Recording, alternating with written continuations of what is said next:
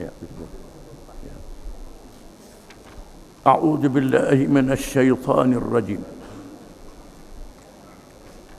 Fa idza ja'atit tammatul kubra yauma yatadhakkaru al-insanu ma sa'a wa burridatil jahimu liman yara fa amma man tagha wa athara al-hayata ad-dunya fa innal jahima hiya al-ma'wa wa amma man khafa maqama rabbih wa nahaa an-nafsa 'anil hawa fa innal jannata hiya al-ma'wa.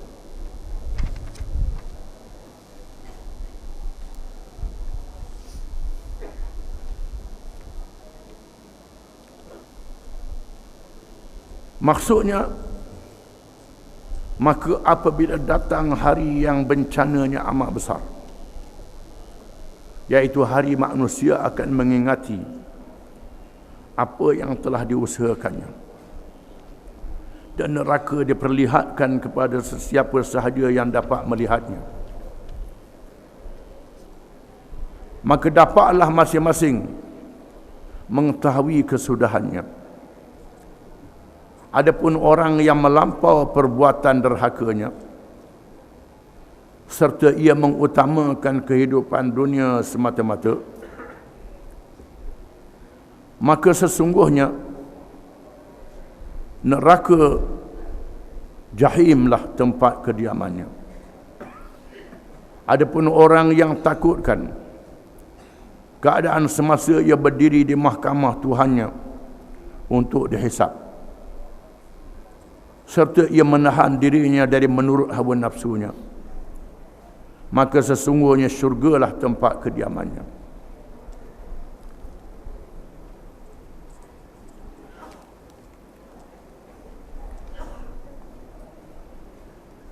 Ayat-ayat yang dibaca ini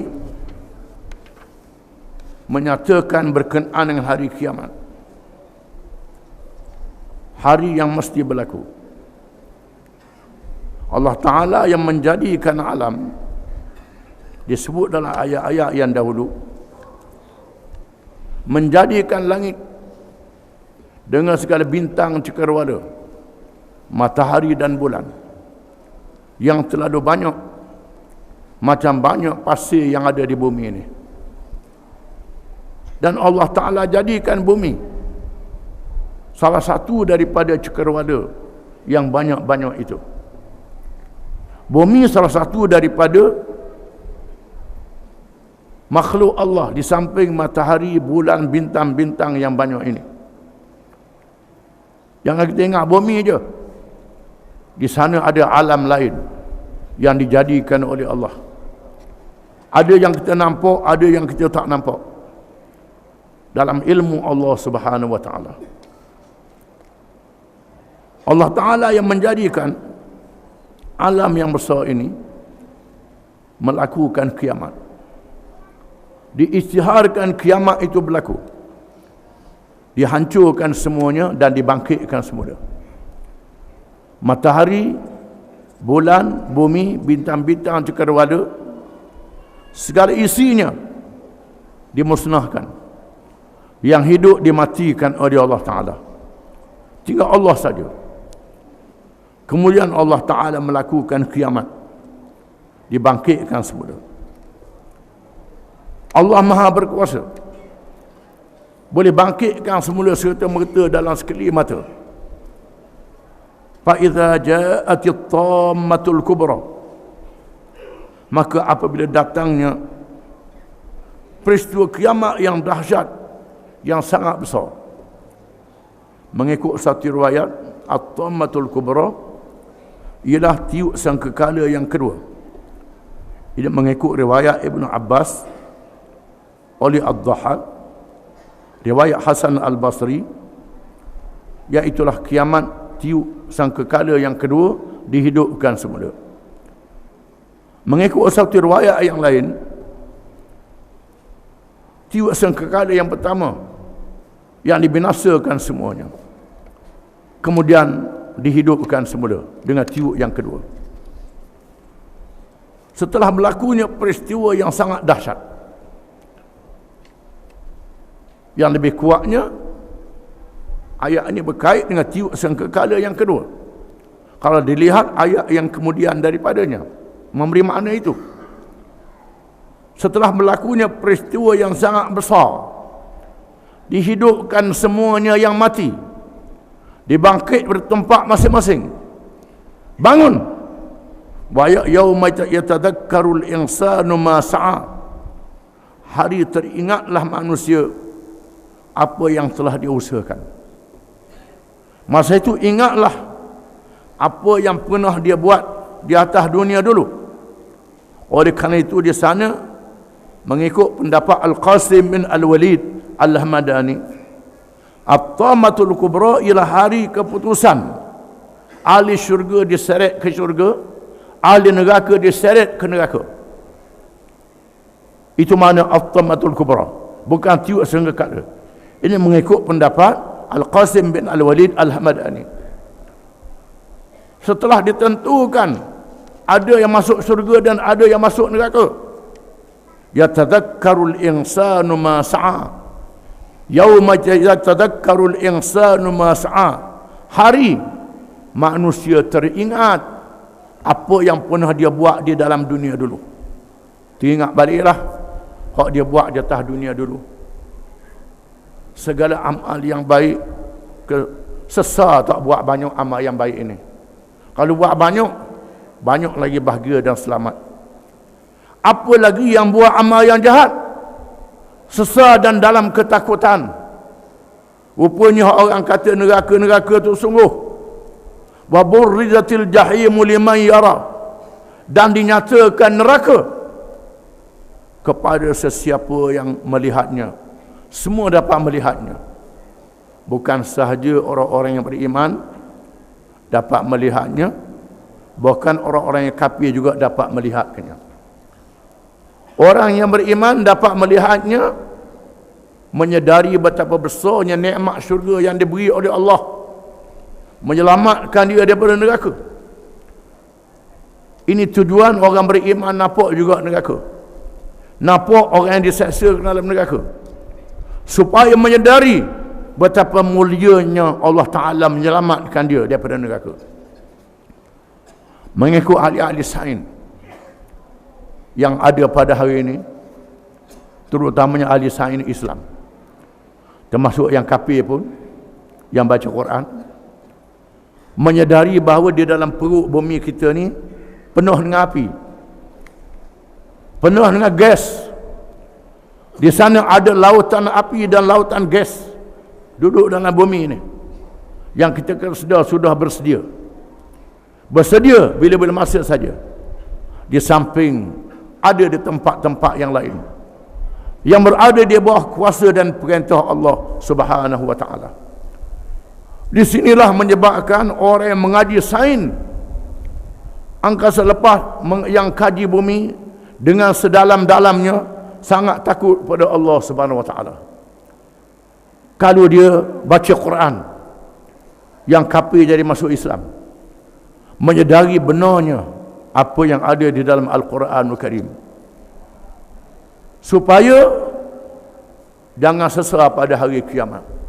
Biar sesat di dunia tak apa, balik semula kepada Islam, ikut perintah Allah, tinggal larangan.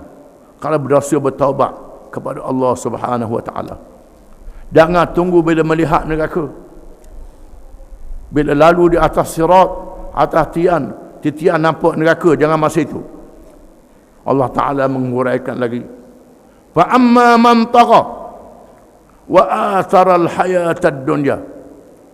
Maka ada pun sesiapa yang tagha, yang melampaui batas, yakni melampaui batas Allah Subhanahu wa ta'ala, yang melawan Allah Ta'ala.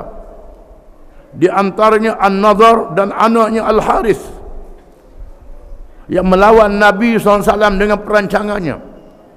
Termasuklah juga Abu Jahal dan pengikut-pengikutnya, dan seluruh yang lawan Islam sehingga hari ini dan sehingga hari kiamat, yang melampaui batas Allah, langgar batas Allah, wa atharal hayatad dunya, dan mementingkan kehidupan dunia. mementingkan kehidupan dunia, ambil pitih dulu, ambil duit dulu, ambil bantuan dulu orang beri, gomo dulu, jangan kira betul dan salah. Betul dan salah jangan kira lagi. Islam ni kita boleh balik mula lagi sejik pula pada ni tak apa. Dia luar masjid lawan Islam, lawan hukum Allah, lawan peraturan Allah, menentang perjuangan Islam, lawan orang yang nak kepada Islam, nak balik pada syariat Allah. Kenapa? Wa atharal hayatad dunya, kerana mementingkan kehidupan dunia, mementingkan untuk naik pangkat, mementingkan untuk dapat jawatan, mementingkan untuk dapat harta, mementingkan untuk dapat bantuan.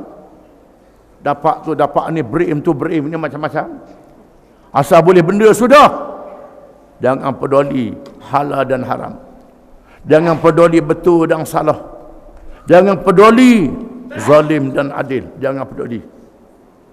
Pada kita dia suruh tengok dulu betul ke tak ni, salah ke tak ni, halal ke haram ni, ikut Islam ke tidak, lawan Islam ke tidak.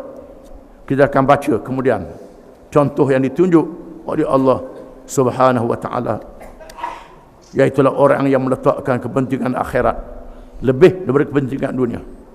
Di sana ada orang yang meletakkan kepentingan dunia lebih daripada kepentingan akhirat.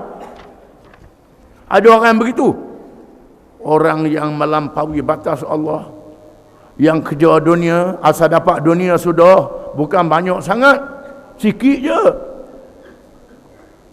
Kadang-kadang banyak, hak banyak pun sikit juga. Fa innal jahima hiyal ma'wa. Maka sesungguhnya neraka itulah tempat tinggal pada hari kiamat kelak. Disebut di dalam kitab zaman dahulu, kitab Nabi zaman dahulu, la yu'thiru 'abdun li dunyahu ala akhiratihi illa bassat 'alaihi humumuhu wa dayya'athu thumma la ubali fi ayyiha halak. Tuhan kata dalam kitab zaman dulu disebut, maksudnya tidaklah seseorang hamba aku yang mengutamakan kehidupan dunia lebih pada akhirat. Dia duduk kejar ke dunia, lupa pada akhirat. Pada akhirat selama-lamanya. Dia beritahu akhirat ni selama-lama. Dunia ni kalau 1000 tahun macam Nabi Nuh pun pendek je, kerana akhirat selama-lama. Mereka yang ada dalam kubur lebih lama pada atas dunia. Dalam kubur lama pada atas dunia lagi. Tiba-tiba dia mementingkan dunia, lupa pada akhirat. Tuhan kata malaikat, aku akan sebarkan kesusahannya nanti, dan aku akan sia-siakan dia, dan aku tidak akan peduli dia binasa dan punah ganuh. Tuhan kata, dia nak sangat. Ini disebut dalam kitab-kitab zaman dulu, iaitulah orang yang tak peduli pada Allah, tak peduli pada petunjuknya, duduk ke nak senang saja, nak mudah saja, nak selesa saja, tak peduli pada Islam, tak peduli pada agama Allah. Fa innal jahima hiyal ma'wa. Maka neraka jahim yang membakar itulah tempat tinggalnya. Wa amma man khafa maqama rabbih wa nahan nafsa 'anil hawa fa innal jannata hiyal ma'wa. Dan adapun sesiapa yang takut kepada maqam, kepada kedudukan Tuhannya, takut pada kedudukan Tuhannya, dia berada di hadapan Tuhan, Tuhan tahu dia buat apa, akan dihisap amalan dia, Tuhan tengok, Tuhan mengetahui, Tuhan dengar, maqam Tuhan dia tahu, dia tak boleh larikan diri daripada Tuhan.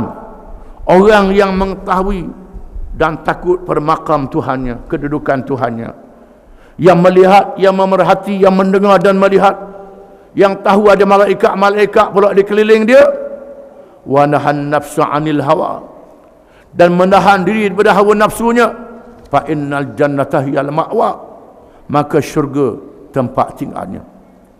Diriwayatkan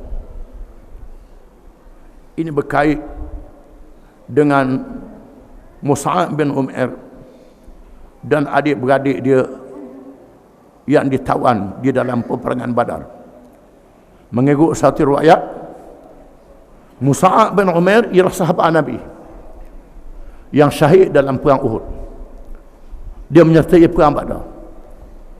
Kemudian adik-beradik dia Amir bin Umair, kafir. Adik-beradik dia kafir, perang belah dia Abu Jahal. Mus'ab bin Umair berperang belah Nabi SAW. Tiba-tiba Amir bin Umair ditawan dalam perang Badar. Mengikut satu riwayat, Mus'ab bin Umair bunuh adik-beradik dia dalam perang Badar. Sanggup menegakkan Islam walaupun lawan adik-beradik sendiri, Mus'ab bin Umair. Satu riwayat kata Amir bin Umair, adik-beradik dia ditawan di dalam perang Badar.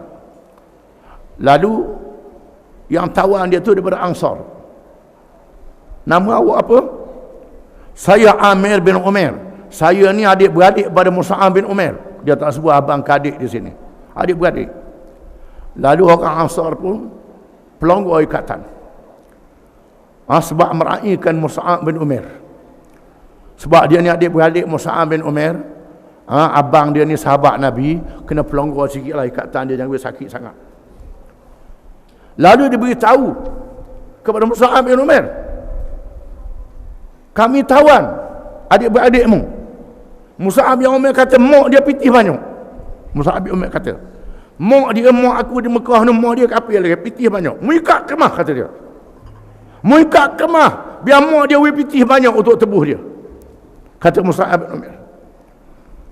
Maka memang betul sungguh, maka mak dia atur pitih banyak kepada Ansar ni untuk tebuh tawanan ini. Allah Ta'ala menghargai pendirian Mus'ab bin Umair yang berjuang untuk menegakkan Islam tanpa mengira orang yang dia kasih dalam perkara ini. Ini mengikut satu riwayat.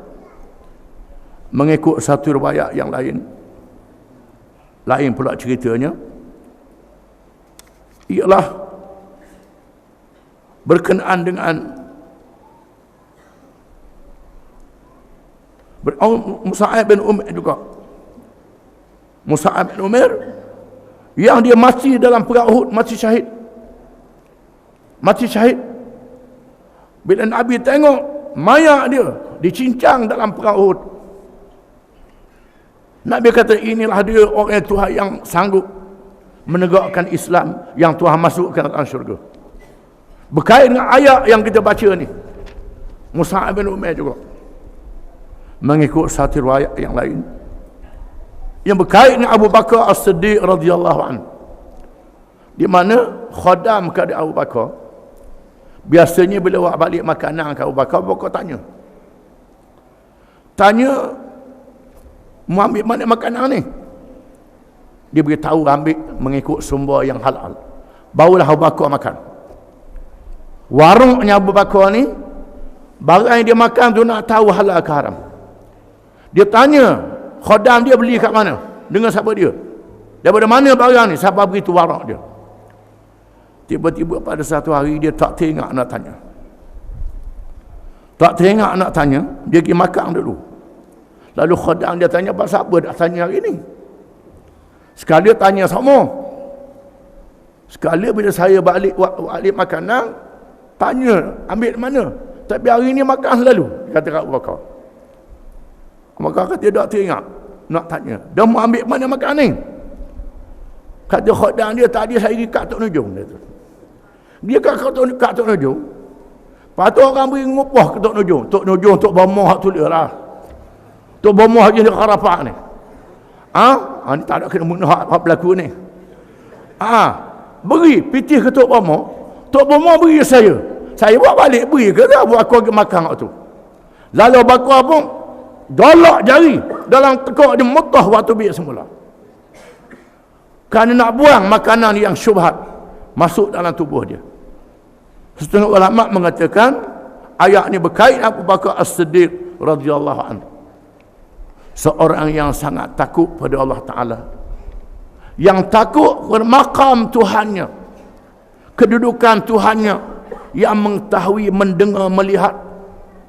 Tuhan sendiri tu mengetahui, mendengar, melihat. Ada malaikat pula yang melaporkan. Belum pada malaikat, Tuhan sendiri tahu. Yang tahu makam Tuhannya, lalu dia menahankan diri daripada hawa nafsunya. Fa innal jannata hiyal ma'wa. Maka syurgalah tempat tinggal kepada orang yang begitu rupanya. Mudah-mudahan kita termasuk dalam kalangan ini. Wallahu a'lam.